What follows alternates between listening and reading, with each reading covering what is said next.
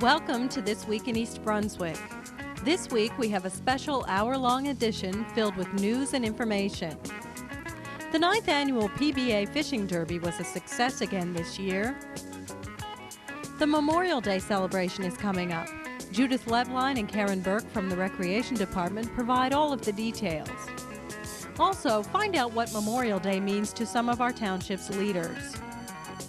And students from the high school's IPLE program return from their annual competition. All of these stories and much more is coming up, including information about lilacs with Peggy Ballister-Howells, coverage of Human Potential Week, the current exhibit at the East Brunswick Museum, and a summary of Monday's council meeting. But first, here's a look at programming on Channel 8 next week. Monday morning, it's aerobic dance and exercise with Lenore Kulik at 10 o'clock. That's on Look Great, Feel Great. On Stories from the Library at 10:30, Carol Phillips shares stories about outer space with local preschoolers. At 12 o'clock on Monday, A Woman First introduces the New Jersey Coalition on Women and Disabilities. Tuesday night's lineup includes You and Your Money at 7:30 with a discussion about retirement planning. And Exercise the Right Choice at 8 o'clock. Judith Lebline gets into the swing of things with the Mary 8 Square Dancers. A Day at Lawrenceburg School is the focus of this month's Spotlight on Education. That's Wednesday night at 7:30. At 8, Laura Ivan recounts some of this year's local Earth Day activities on 18 growing up in East Brunswick. Included in the program are several acts from the 1993 East Brunswick High School Senior Variety Show. Thursday night, watch for a new edition of This Week in East Brunswick at 7 and 8. And at 7:30, look for Steve Sackman on Let's Talk Health. Steve speaks with his guests about alternative treatments for allergies.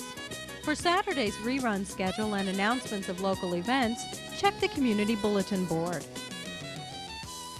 Hi, I'm Ronnie Wisniewski, chairman of the 6th Annual Daisy Spring Fair to be held at the Middlesex County Fairgrounds in East Brunswick, New Jersey. We'd love to have you all come out and see our beautiful family fair. Hi, my name's Nikki Rick. I'm also a chairperson for the Daisy Fair, and we'd love to have you come out and see the fireworks on Monday night. Fireworks, the best. The biggest finale that East Brunswick is going to see is this year. Last year the weather was a little against us, but this year we're going for a double finale. Arts and crafts, circus is back with the fair for the whole week. We got a car show. We have Billy Clyde the pig for the first time making an appearance for the handicapped children. On Thursday at the fair, the hot air balloons, weather permitting, are back. Nikki, help me, more. Oh, well, there's plenty more, Ron. About the mayor. It's the mayor. Well, if everybody wants to come out and dunk the mayor, we have the dunking booth back again this year. And Friday night, our mayor will be there waiting for people to dunk him. So come on out. The postmaster will be back. The post office employees. We have the Spotswood First Aid Squad coming. We have plenty of events planned for the Daisy Fair. I want to encourage you people out there in our town and surrounding towns to, it's still not too late to get the last minute 50% off amusement rides at the Recreation Department at the Township Rec Office through Karen Burke and her committee. 50% off, it's a real great savings. Nikki, more. Oh boy, more. There's lots more. Ron knows most of the things that are happening. Spaghetti wrestling, oatmeal wrestling, the high school's involved, the special police are involved, the PBA's involved, the fire company's involved, the whole town's involved with the Daisy Fair.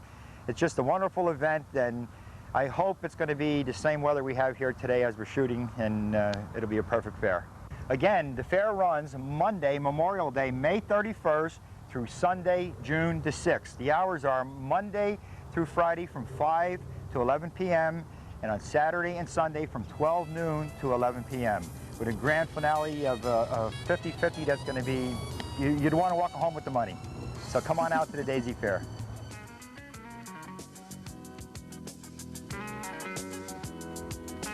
Memorial Day brings to mind the vacation I went on as a child. We drove along, and through the trees I could see a graveyard with crosses and American flags. And for a long time, every time I could see through the trees, all I would see were more crosses and more flags. I don't even remember where we went on that vacation, but I never forgot that ride. All these people had died so that we could live free and decent lives. Memorial Day gives us the opportunity to remember the sacrifices of these people and their families. I hope you can join us for our Memorial Day ceremony. Thank you. Hi, I'm Amy Fisher, and today I'm at East Brunswick High School with Dolores Meyerhoff, who has just returned from a triumphant trip to Washington with her students. Dolores, what were you doing in Washington? We were participating in the 6th annual We the People competition on knowledge of the Constitution and the Bill of Rights. And we have been in the top 10, the only school in the United States that has been in the top 10 consistently for all of the 6 years of the competition. So I'm very proud of this class that they've been able to continue East Brunswick High School's tradition. And you've been involved in the contest since it started, but this year you're the only teacher of the class. How was this competition different from the others? Well, I think that perhaps the questions are getting progressively more difficult as the years have gone by. Certainly the questions in the final round this year, I think, were the most difficult that I've ever seen them in all the years that I've participated. Could you just explain how the competition works? The first 2 days, they give the students questions from one of 6 units. They have question one day and another question the second day, and then they tally up the scores and announce the top 10 at a dance on Sunday evening, that is. And that's when they announced that we were in the top 10. I would be on safe ground if I were to say that we were amongst the top ones of those first 2 days. I have no doubt about that. Those scores then get put aside, and on the final day of competition, you are competing against the other 2 schools, the other 9 schools, excuse me, without any previous scores being involved. And it's all oral competition. It's all questions that they have to answer given by a panel of judges. Yes, well, they have a 4-minute presentation that they know about in advance, and that they give to the judges with their notes, and then they put those away, and on the final day, they have to answer 8 minutes of questions ranging all over the place, which is what they did this time. That's great. Well, congratulations once more. Thank you very much. Here we are with some of the students who were in the class. First of all, could you all tell me your names? My name's Michael Potty. Harris Aaron. Carol Morgan. Deborah Schaefer. Okay, what I'd like to ask you first of all is what was the most difficult part about this competition for you? I think that the most difficult part of the competition was definitely the preparation that we had been doing all year long at the congressional level, the state level, and then of course the national level. Preparing the 4-minute presentations required a lot of research, and then for the 6-minute or 8-minute answering to questions required a lot of just knowledge. You had to be an expert in your area of study as well as know a lot about all the other units. And Carol, what do you think about that? I'd have to say it was 3 minutes before the judges came out. That was definitely the hardest part, because you don't really know if it's all going to come together, and you're worried that you're forgetting half the things that you researched for months and months. So that must have been the hardest part, those couple seconds before they sit down. Then after that, you get comfortable with them, and it's good. So. Michael, what was the part about the competition that you liked the best? Definitely, I think the most fun part about it was on the 10th day, on the last day for the top 10, we competed in the Senate Judiciary Room, which is the room where the senators such as Ted Kennedy and Joseph Biden meet to confirm justices or reject people such as Clarence Thomas and Zoe Baird. So it was fun sitting in their seats. It must have been very interesting. And Deborah, what did you like best about it? Well, I think the thing that I enjoyed the most was seeing how the class came together as a whole. There were some minor difficulties with certain teams in the beginning of the competition, but at the end, everything really came together, and I loved watching how everybody worked together, and we made it to the top 10. Well, that's terrific, and congratulations to all of you. Thank you. On behalf of the class, I'd like to thank Mrs. Meyerhoff for all her help and the rest of the teachers that helped us. Thank you.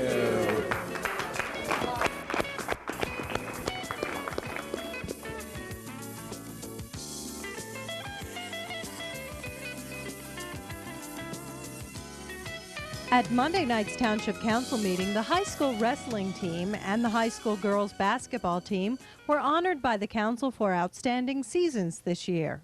Whereas the East Brunswick High School varsity wrestling team compiled an overall record of 11 wins and 2 losses for the 1992-1993 season, was Red Division champion of the Greater Middlesex Conference, Greater Middlesex Conference Tournament of Champions, District 20 champions, and Central Jersey Group 4 finalists. And whereas the head coach of the wrestling team is Glenn Bazinko and the assistant coaches are John Mooney and Bill Bevich, and the letter winners are Jeff Aguilera, Angelique Beakerman, manager, Michael Capodanno, Sean Daly, Mark Gensler, Jamil Hamden, Richard Klein, Benjamin Leibowitz, Brian Lee, Eugene Lazarek, Andrew Majestric, Ken Molina, Gregory Meyer, and Josh Zuckerman. Now therefore be it resolved by the East Brunswick Township Council that it hereby congratulates the East Brunswick High School varsity wrestling team for an outstanding season, bringing honor upon themselves, their coaches, East Brunswick High School, their parents and families, and the entire community. And the Township Council wishes each member of the team continued success. Whereas the East Brunswick High School girls basketball team compiled a record of 26 wins and 4 losses during the 1992-1993 basketball season, were Red Division champions of the Greater Middlesex Conference, Central Jersey Group 4 champions, State Group 4 finalists, and Midham Christmas Tournament champions. And whereas the head coach of the girls basketball team is Reggie Carney and the assistant coach is Marianne Lewis, and the letter winners on the team are as follows: Courtney Bloor, Kristen Breen, Teresa Flanagan, Colleen King, Cara Matueski, Tamika Perez, Jan Prysup, Maureen Varela, and Catherine Well. Now therefore it be resolved by the East Brunswick Township Council that it hereby congratulates the East Brunswick High School girls basketball team for an outstanding season, bringing honor upon themselves, their coaches, East Brunswick High School, their parents and families, and the entire community, and the Township Council wishes each member of the team continued success. Also at Monday's meeting, longtime library board member Jim Hess was recognized for his outstanding dedication to the library. Whereas James A. Hess was elected the first president of the East Brunswick Free Public Library Association, which was incorporated in 1960. And whereas James A. Hess led 3 campaigns to gain municipal approval of a referendum to establish a municipal free public library. And whereas James A. Hess was appointed to the first Board of Trustees of the East Brunswick Public Library in 1965, was elected the first president of the board, was reappointed every 5 years since then, and was re-elected annually as president through 1980. And whereas in 1981, at Jim's insistence, the board agreed to pass the presidency to another member of the board, and Jim has served on the board continuously from 1965 to the present. Whereas James A. Hess has become interested and active in the trusteeship on a regional, state, and national level, and avidly worked for the development of the libraries of South Middlesex and the designation of the East Brunswick as the area reference center.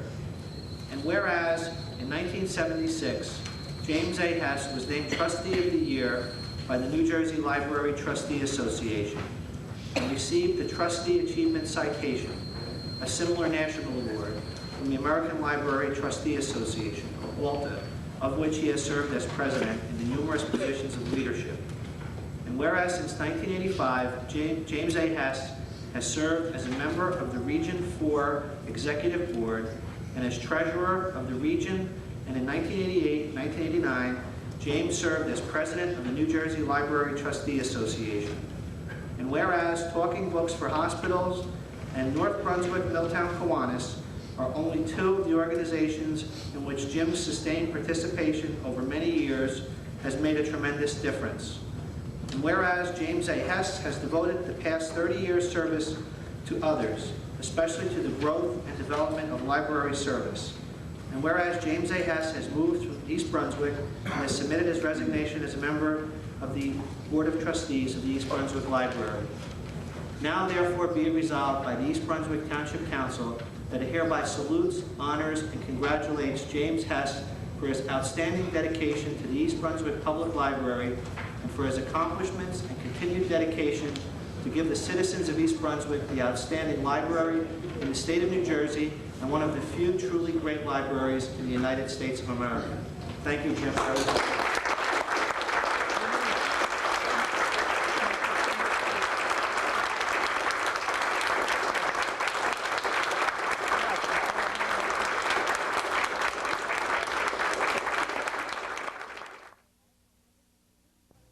Also recognized Monday night were members of the Turnpike Ad Hoc Committee.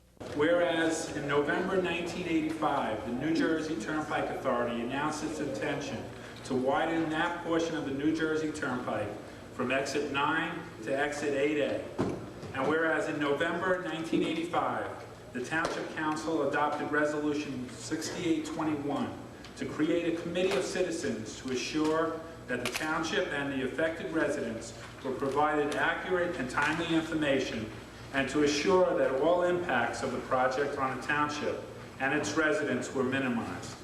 And whereas the members of the Turnpike Ad Hoc Committee were instrumental in securing noise barriers that are effective and aesthetically pleasing, landscaping of property adjacent to the noise barriers, and lights under the Ticey's Lane Bridge. And whereas the committee implemented an effective procedure to handle residents' complaints during the construction. And whereas the Turnpike Ad Hoc Committee members have acted as strong advocates for the residents throughout the process, and their accomplishments have become a model for other communities to emulate. And whereas in their 8 years of dedicated service, and there are various members, as chairman, this proclamation goes to Ed Cohen. And I just want to read the end of the proclamation. Now, therefore, we proclaim that I, R. Oskowski, Mayor of the Township of East Brunswick, do hereby commend Ed Cohen, David Gordon, Susan Caspin, Janet Rittman, and Irving Spawn for their dedicated work on the committee and for bringing this project to fruition. In other council news, in a 4-to-1 vote, the Town Council adopted the 1993 municipal budget. Councilman Joe Hudak, the lone opposing vote, expressed his outrage over the 1.3% increase in this year's budget. We're talking about 2 points in reserve and 2 points, from what I understand, will mean an increase of $60 on a $150,000 house. In these economic times, all you have to do is read the papers. There was 110 sheriff sales in East Brunswick. We rated second in back of Old Bridge. The unemployment in New Jersey is 9.1%, the highest in the nation. We could have had, I suggested, the magic question is, where would you cut the budget? You would have had each department head cut a certain amount of money. It could be done, no problem at all. The other council members disagreed with Councilman Hudak and explained why they supported the budget and not Hudak. I'm disappointed that Mr. Hudak didn't come up with something more concrete than just to say 5% or 10% across the board cuts by each department head. I mean, I would have liked to see him, when we went through the budget, which we did go through the budget, line by line, state something concrete, come up with something concrete that we could actually get our teeth into and make a cut. He came up with nothing. Mr. Hudak, you really sat through 2 budget hearings without one plausible suggestion as to where to cut in the budget. It's easy to say, and for someone who might be sitting here for the first night, to say that simply cut magically 5% out of the budget, that it's so simple to do. It's not. And we sat here for 2 nights for a number of hours examining the budget line by line.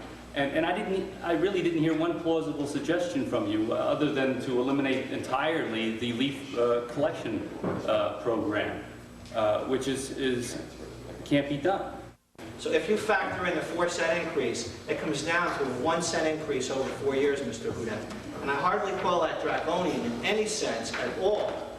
The sky is certainly not falling with budgets like that, which you would like to mislead our residents to believe here today. Our residents elect us to be fiscally conservative. They also elect us to provide the proper level of service. And if we were even to come close to the cuts that you suggested, Mr. Hudak, we would have to significantly cut those services back and give an improper and inadequate level of service to our residents. They don't deserve that. They elected us to provide a leaf collection program that works, to provide a garbage collection program that works, and that has saved money for us over 4 years. They've elected us to provide a proper library and proper support for them. And they've elected us to provide proper public safety and support for them, for their safety and for their homes. Every other councilman on this dais came up with suggested cuts. There were a couple of members in the public that came up with suggested cuts, and the cuts that were suggested, that were viable, were used. Mr. Lilacs, again, only cut recommendation was to cut out the leaf removal program. He also said, as he stated again, that you should just cut it across the board. Well, you don't do budgets like that. It's impossible to do it like that. You have to offer clear examples of what you're going to cut. Also at Monday night's meeting, several residents from the Weston Place area of town approached the mayor and council about the value of their homes and how living near Edgeboro landfill affects that value. Mayor Ira Oskowski explained. Yes, do I want you to be there to get your market value, what those properties are worth? I totally agree. They should be appealed, and my understanding is that you did appeal. Now, if there's a disagreement as to what market value is, yes, there's going to be a disagreement in what the ultimate value should be. Meaning, on one side, the request is for the county to purchase those properties for market value. But on the other side, you are saying that the assessed valuation shouldn't be the market value. And if you understand what I'm saying. That's absolutely correct. Okay, right. That is not correct, because by state law, we're required to assess based on market value multiplied by the equalization rate in the area. Sir, we do recognize your plight there, and I agree with Mr. Clark and the mayor that we would like to have your property purchased immediately. Unfortunately, this isn't like Monopoly, like Mr. Hudak suggests, where you just turn a card over and it says advance to go. We can't do that. There are steps that we have to go through. There are legal ramifications that have to be satisfied, and we just can't walk in, although we'd like to come in and just cut your taxes arbitrarily. We'd like to do that, but we can't. And I think you realize that you have to work through the channels as well. And finally, at Monday's council meeting, the council passed an ordinance that will regulate drive-through windows at fast food restaurants in East Brunswick.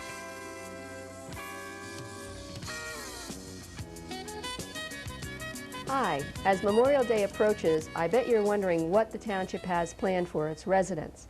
Well, there's a little change over what we've been doing in recent years, and that is that the parade will not be held this year. We're going to return to an old tradition here in East Brunswick where we have the Memorial Day ceremony and a township picnic. The most important part of our plans, of course, has always been the observance, and with me is Karen Burke, the manager of recreation, who's going to tell us all about the ceremony. Karen, tell us about the ceremony and what we should expect this year. Okay, well, probably the most important thing is that we're celebrating on Sunday, May 30th, and the ceremony change from last year will be from last year at 3 o'clock, this year will be 1 o'clock, and that's very important for everybody to be there. And I've been working with the veterans since the fall, as you know. We work through the winter time to prepare for the ceremony. It's always a beautiful ceremony. Well, and I think that East Brunswick honors their veterans very highly, and we hold them in high esteem. So we've been working with the Jewish war veterans, and they're our host post this year. The AMVETs will be back. Let me think. The American Merchant Marines veterans will be there. That's a new group with us this year. Well, they came last year as a guest, and now are organized fully in East Brunswick, and they will be part of our ceremony on a permanent basis. They're in the rotation, so to speak. So it's 1 year you'll see them as host post. The VFW, who was our host post last year, they're involved. We will once again have the Chamber of Commerce, who's always very supportive, and of course East Brunswick Township. John Kish and the high school band will be there to help us facilitate the music and the marching music, et cetera, et cetera. Boy Scouts and Girl Scouts will be there to help us and assist the veterans in the ceremony, and then in the festivities afterwards that we'll get back to you about.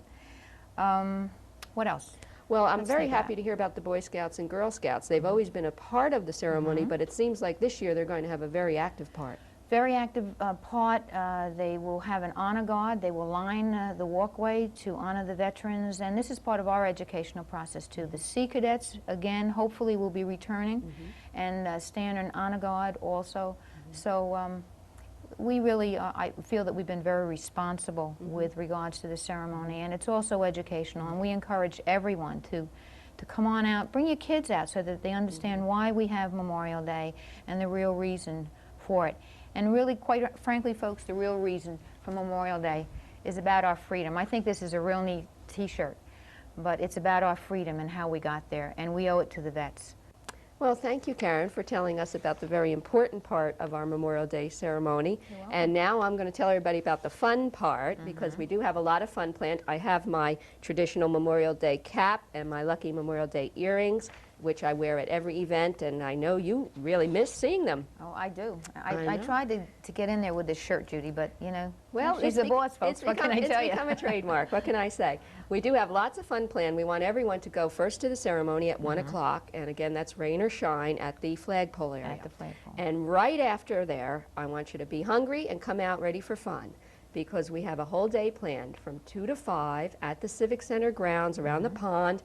We are putting together a beautiful event for the whole family. It's an old-fashioned picnic, and we're going to be serving hot dogs and soda and different beverages and even ice cream for the kiddies, and that's all free, and that's going to be served from 2 to 4.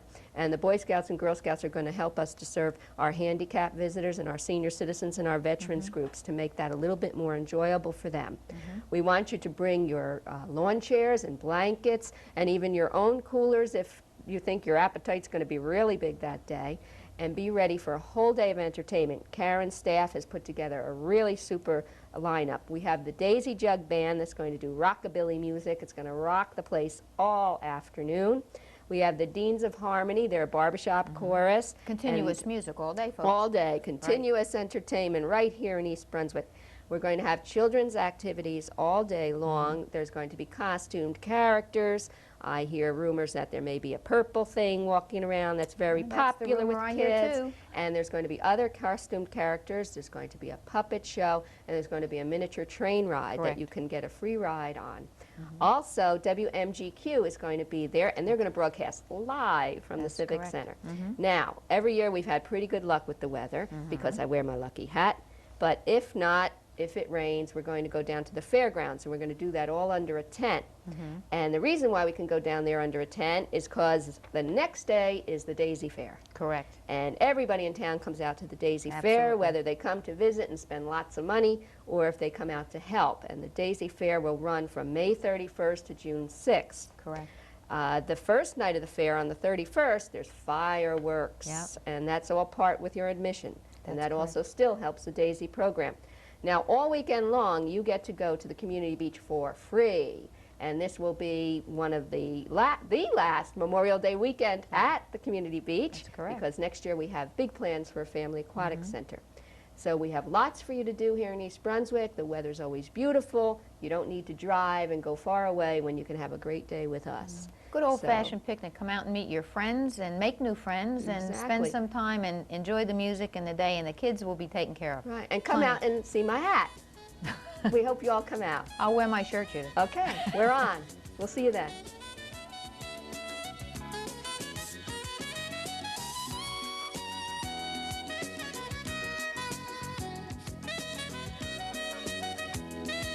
Oh, hi. Welcome to Blooming Acres. You know, I was just going over my records. This is my 3rd spring here, and the 3rd spring you've been joining us at Blooming Acres. I'm looking at my records. Some of the things made it, some of them didn't, but right now it is a wonderful blooming time, and I guess one of my favorites, Lilac Row, is in full bloom. So come on over and I'll show you what it looks like. Now, the first lilac I want to show you, according to my records, is called William Robinson, and it's really prolifically blooming and has just a very faint odor. I mean, it's wonderful fragrance, but very faint. And you can just see it's covered in blossoms. Now, it's very convenient that lilacs like to be pruned while they're in bloom, which gives you the perfect opportunity to cut some of these blossoms off and bring them inside. Now, if you wanted to prune, don't snip all the blossoms in one spot. What you want to do is take some of these branches all the way back, and that will encourage new shoots, and it's the young shoots that produce the most flowers. Now, this next one is another real beauty. Can we see this one here? Now, look at the color on that. That's more of a reddish purple, and the name of this particular one, let's see, is called President Poincare, and it's actually considered a red. This small one only has one blossom, and it appears that some of these were damaged by a late season frost because there were buds that never quite developed. But now a little bit of a stronger scent. It is white, and this one is called Mademoiselle Casimir Perrier. Now that's should be beautiful with a name like that. Next on the list is Alphonse Lavalley, and this one is really considered to be a blue lilac. Now it's not a true blue, but it's blue enough to get that name. And another nice smell. This one, well, it doesn't have a fancy name. It's just your common lilac, but you certainly can't argue with the beautiful color or the prolific flowers on here. But none of these are my favorite. I'm going to show you that one, which is over on the other side. Now this beauty is a deep purple, which is of course my favorite color, and it has a wonderful scent, and it's called Charles Jolly. And I guess it is pretty jolly to look at it. It's absolutely a wonderful deep color. It blooms a little bit early, which as you can tell that it's pretty much in full bloom now, but it lasts a long time. Definitely one of my favorites. I'm going to come back out here in a couple minutes with some snippers and bring some of these inside. We'll see you next week here at Blooming Acres.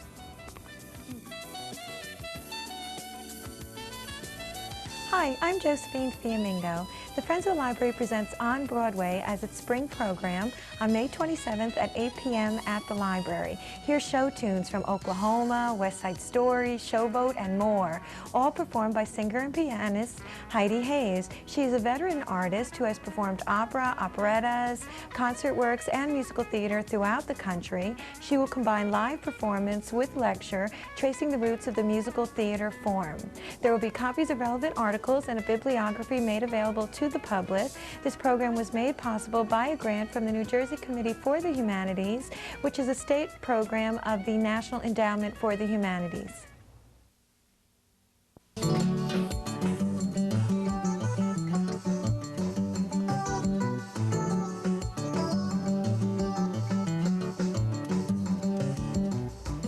Hi, welcome back once again to Your Pet Doctor. I'm Dolly Vasta, your host, and my co-host is...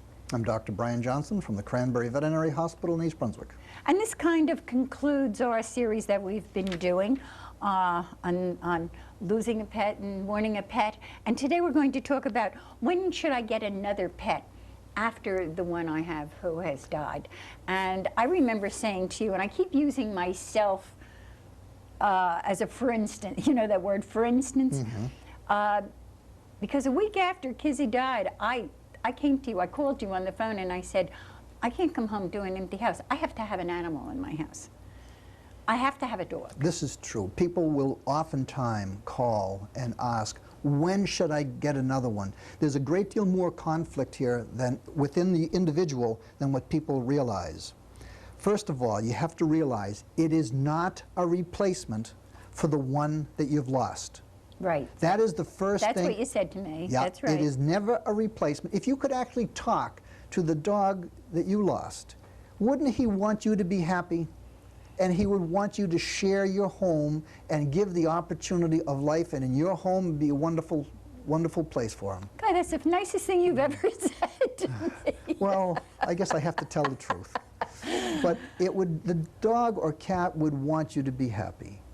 The other problem that we have is that people have a guilt feeling that if they get another animal, they're somehow insulting or defaming the memory of the other pet. And that's not true.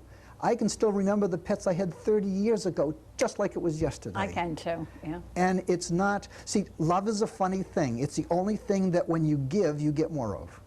And especially to a pet. And especially with pets, because they're not hypocrites and they're true.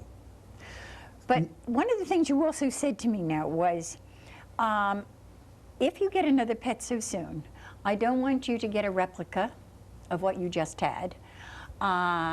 Change the sex. I had always had female dogs. Some people want to make the new dog an extension of the old one. Dog. And you said get away from that as far as you can. Because their personalities are going to be different. So I usually say, get something a little bit different. Which doesn't have to be if you can accept that this is one and this is another.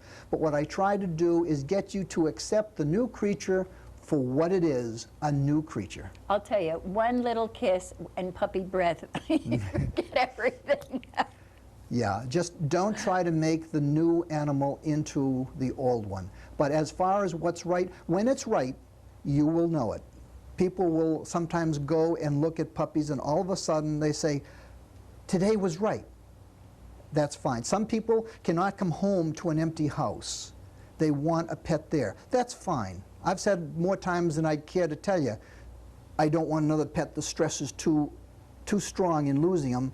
But then something creeps its way into that's your correct, heart, and they usually walk in my door. So it doesn't make any difference. If you If really love and you want to have another pet, then go out and get it. If you're meant to have one, you will have one, and there is nothing wrong, and it does not in any way affect the memory of the first one. Well, there is a quote, and I hope I get it straight, and I'll close with it. Never to have, what is it? It's better to have loved and lost than never to have loved at all. That's right. Take care. Have a good day, folks. A Woman First was the theme of Tuesday's celebration of Human Potential Week here in East Brunswick. The program was sponsored by the Middlesex County chapter of the New Jersey Coalition on Women and Disabilities and was held in the library. County Chapter Chair Elaine Risley introduced the coalition and its goals. It is organized regionally throughout the state to promote fuller participation from women in their own communities. It is part of the New Jersey Department of Community Affairs Division on Women and was instituted by Fran Ornstein in approximately 1991. There are several chapters throughout the state with over 200 very active members.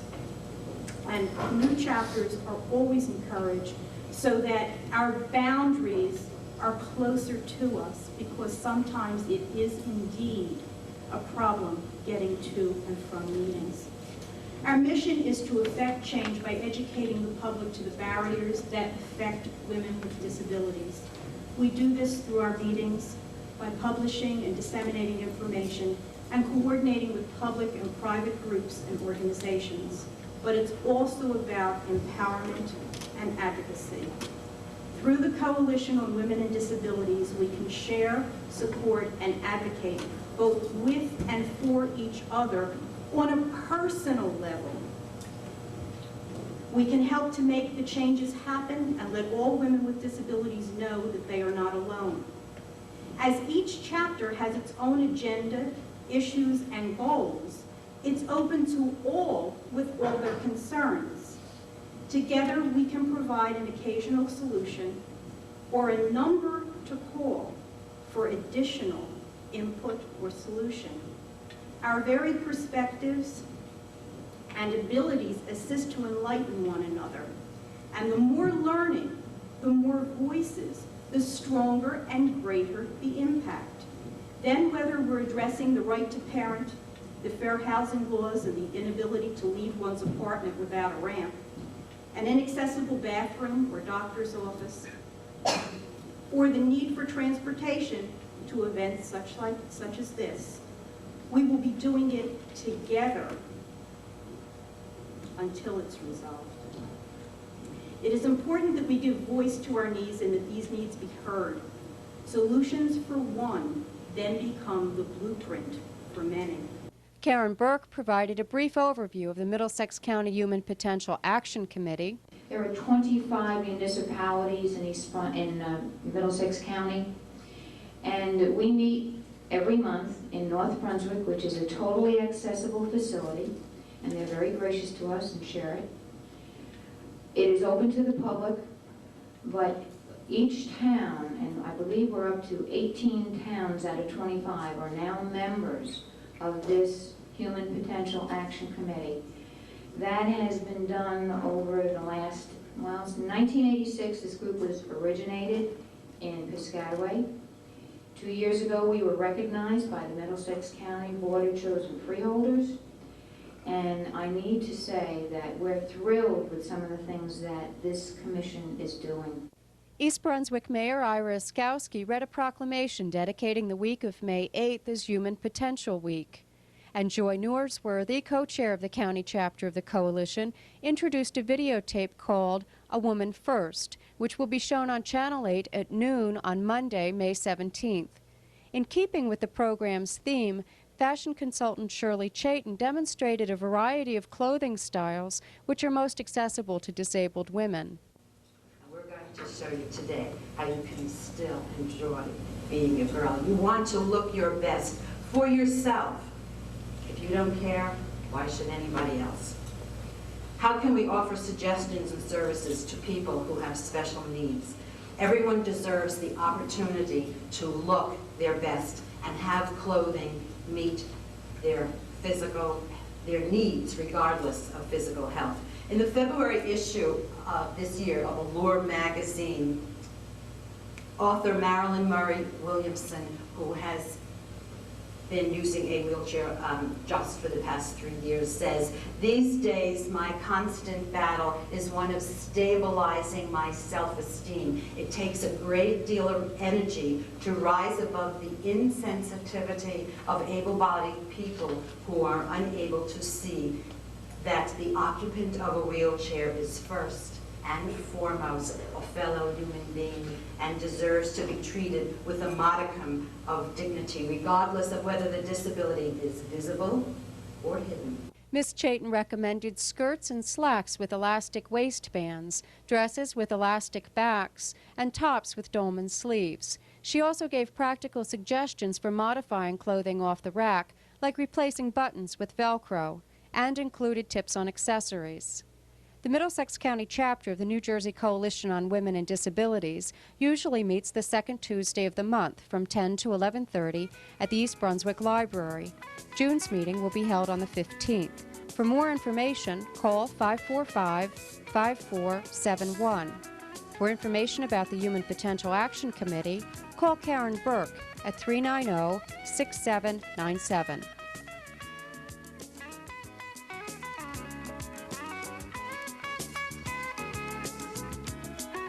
Hello, this is Reverend Stephen Bishop from Calvary Gospel Church.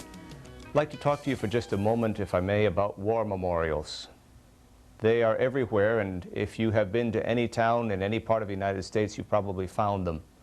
Some of them remind us of wars recently fought, people who died in battle, the Persian Gulf and Vietnam, Korea, the Second World War, but then every town also has its share of memorials to wars and people that basically we have forgotten. Wars that are part of our history, people who died in battle in faraway shores that are, for all practical purposes, completely lost to us. Growing up in New England, these were very real to us. I remember war memorials for the Spanish-American War, the Civil War, the Revolutionary War. And it's a good time as we reflect this weekend on Memorial Day. It's a good time to remember these people whose names appear on all of these memorials. For they are men and women, many of them in the prime of life, who never had the opportunity to grow to maturity, but rather gave their lives for their country. As Jesus himself said, there is no greater love than that which would cause a person to lay down his life for another. On Memorial Day, reflect, if you will, on those men and women who gave their lives that we might enjoy the freedoms that we have. Thank you. The current exhibit at the East Brunswick Museum offers a unique and historical perspective on one of America's favorite forms of transportation. Hi, I'm Steve Majovsky, and what you're going to see here is a collection of bus banks across the United States. Many people don't know about bus banks, but people in the industry are aware that they're out there. Many people collect baseball hats and baseball cards, and people in the industry, in the bus industry, know all about banks. And what we have here is a collection of banks that I put together since 1981. The banks began back in the days of Greyhound, when Greyhound was in its heyday, back in the early 70s. And Greyhound put a bank out as a promotional item and sold the bank in many of their bus terminals. And from there, it grew. As other companies came into being, buying buses similar to Greyhound, they began to offer promotional banks on their own. And so what you're going to see here is a collection of many companies across the United States, and I think you're going to enjoy it. Some of the specials that you'll see in the exhibit is the Greyhound MV620D. This was a bus that was built by Mack, and Mack, back in the early 50s, tried to get a contract to build buses for Greyhound. And this Mack that you'll see here is the only one in existence. There's only one bus that was ever made. This bus was made in a garage. And it's around today, and it's completely restored. This is a model of that bus, and it was quite the thing back then. You'll see by the swept wing design in the back of the bus that it is quite unique. The older bus at the top is an ACF Brill, which is a 1945 bus built in the city of Philadelphia. This operated Greyhound routes throughout the Northeast and served its time well up until the late 60s, and then it was replaced by other models. We also have a bus here that is special in its own right that was more or less designed by myself. This bus has a clock built into it and was basically built for a desk. And the bus is equipped with lights and four-way flashers, and it's quite the thing to see. Okay, once again, I'd like to invite all of you to the East Brunswick Museum to observe this transportation across America. And if you can, it'll be on May the 16th, 1993, from 1:30 p.m. in the afternoon to 4. We'll have refreshments, and we're going to try and have a real bus, one of the type that you see in the exhibit, parked out front of the museum. So if you can make it down, we'd like to have you. Thank you.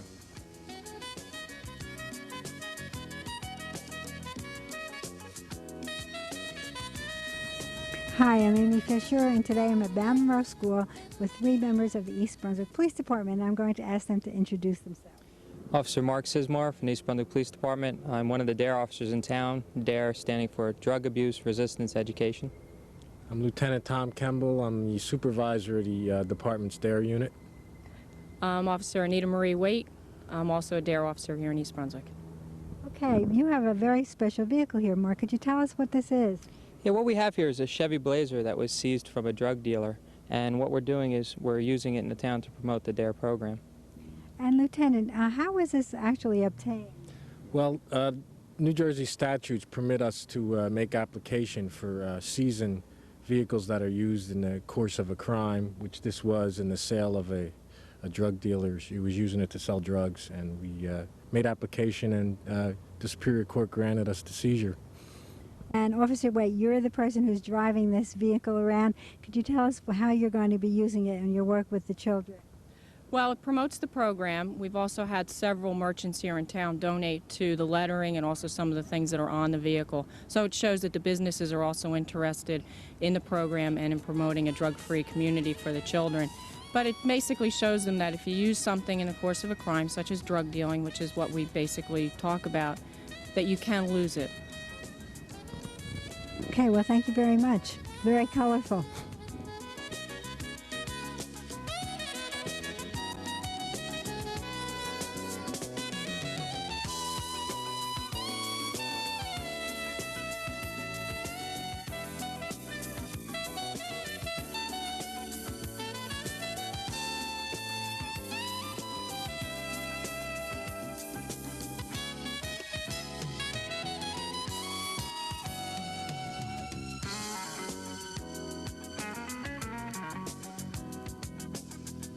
Hi, spring is finally here, and with it comes the PBA's 9th annual Kids Fishing Derby, where kids of East Brunswick can come and fish, and families can come enjoy the day. I'm Jennifer Enton, and today I'll be speaking with Ken Wallace, chairman of the event. Ken, at today's Fishing Derby, there are lots of contests going on for the kids. Tell me a little bit about them. Well, right now we're conducting a casting contest for all the children from age 11 and under and 11 and over. They'll be casting for accuracy, and the winners will win the rod and reel that they used for the casting contest. I also see there's a measuring table behind us. What's that for? The measuring table is for all the children who catch a fish. They'll bring it up to the table, have it measured, and their name will be recorded, And at the end of the Derby, the biggest fish in every age category will win a rod and reel. Is this contest only open to East Brunswick residents? The contest is only open to East Brunswick residents 16 and under. And how many kids do you expect to get here today? Oh, right now as the interview is going on, we have more than 250 and they're still coming in. There's so many kids here. How do you know there's enough fish for them? Last night we stocked 750 trout from 12 inches all the way up to 26, just to help the kids along in their opportunity to catch a big fish. I know everyone's wondering it, so I'll ask it. How do you stock fish? The fish are delivered in a truck from a hatchery up in North Jersey. It's an aerated, circulated truck, and the fish are gently netted and from the truck and put into the lake. This is the 9th annual Fishing Derby. Has it changed at all? Is it different than when you first started it? Pretty much the format's the same. This year we were able to add some refreshments for the children. We have a hot dog wagon with free hot dogs for any participant that wishes it, fruit drinks, and other snacks. Thank you. Hi, what's your name? I'm Josh Tornabene. How old are you? I'm 11. Catch anything yet today? No, I'm hoping for a few trout. How long have you been out here? Since 9. Hi, what's your name? Jessie. Jessie, did you catch any fish today? This 2. 2? Were they big? No, small. How old are you? 4. Is this your first time fishing? No. I got it in a year. You were? Yeah. Are you having fun? Yeah. Hi, what's your name? Michelle Bishop. Did you catch anything today? Yeah. What'd you catch? 2 sunnies. One was a 6-inch and one was a 5-inch. Wow, is this your first time fishing? Yeah. What's your name? PJ. Did you catch any fish today? Yes. How many? 1 fish? Yeah. How old are you? 4? Are you having fun today? Yeah, is this your first time fishing? Yes. Yes? You gonna come back next year? Hi, what's your name? How you doing? I'm Bob Strumpack. And what are you doing here today? I'm the fish measurer. What does that mean? Got my little board here. The kids bring over their fish. We lay them down. We measure them. What's the biggest fish you measured today? 7.5. 7.5. And how old was the person that caught it? 3. Wow. 3 years old. Have there been a lot of fish caught yet? Yeah, we've caught a lot of sunfish. Hi, what's your name? Melissa. Melissa, did you catch anything today? Yes. What'd you catch? Little sunny fish. Oh, wow. Is this your first time fishing? Yes. Do you like it? Yes. Are you going to come back? I think so. Hi, what's your name? Steven. Steven, did you catch anything today? Yes, I've caught 1 fish. Oh, wow. What kind of fish? I don't know. Was it big? Well, I guess a medium size. How old are you? 9 years old. Do you fish a lot? Well, yeah, I guess so. Have you caught anything yet today? 2 sunnies. 2 sunnies, were they big? No. What's your name? Ryan. Ryan, did you catch anything today? No, not yet. No, is this your first time fishing? Yeah. Yeah, you think you'll come back? Yeah, you having a good time? So yes. Yeah? Yeah. You guys having fun today? We're having a wonderful time. PBA's doing a nice job with this. It's really great. Why'd you decide to come out today? Look like a beautiful day. It's community spirit. Get involved with what's going on. Have a good time. Catch fish, right? Did you catch anything? Yeah, I caught a sunny. What kind of bait are you using? What you use? You could have used the mealworm that time, but we've been using worms regularly. So you think you'll come back next year? Definitely. We've been coming back every year. Did you just catch this? Yeah. Is it your first fish you caught today? Yep. Do you come fishing a lot? No. No, is it your first time? No. No, when else have you gone? This is my first time this year. Who'd you come fishing with today? It's my dad. Your dad? Talk real clear, Who's this Jack. guy? Grandpa, he comes over myself. Why'd you take him fishing today? Well, I had him down the shore yesterday, and he didn't catch up with some sand fleas. So I figured today he's got to catch a trout. He did it last year. He caught the first trout. So I figured maybe have another chance. You having fun today? Yeah, and I found a crab out there too. Did you catch anything so far? Yeah. Why'd you bring these guys out here today? Oh, to have a lot of fun. Do you come fishing with them a lot? Well, a couple times a year, right here. Is this your first time at this event? No, third time maybe. Do you guys like fishing? Yes. Yeah, do you catch things a lot? Yeah, but the last time that they had this, I didn't catch any fish. I was only here. Oh, maybe I'll catch some today. Yeah, maybe. Ask Chase what he's going to catch. You're gonna catch? What are you gonna catch? Frogs.